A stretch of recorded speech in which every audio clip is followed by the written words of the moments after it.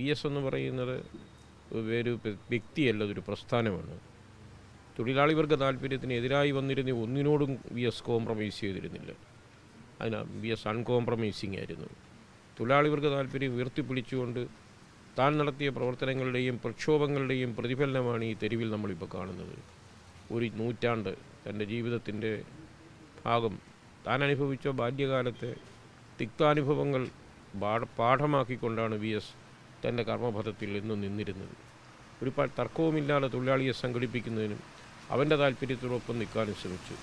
പകലന്തിയോളം പാടത്ത് പണിയെടുത്തിരുന്ന ഇരുകാലി മൃഗങ്ങളെക്കാൾ ദുരിതപൂർണമായ ജീവിതം നയിച്ചിരുന്ന കർഷക തൊഴിലാളിയെ വേലയ്ക്കും കൂലിക്കും വ്യവസ്ഥയുണ്ടാക്കാനും പണത്തിനും തീർപ്പിനും വ്യക്തതയുണ്ടാക്കാനും ഉൾപ്പെടെയുള്ള അവകാശ സമരങ്ങൾ രൂപം കൊടുത്തത് വി എസ് ആയിരുന്നു.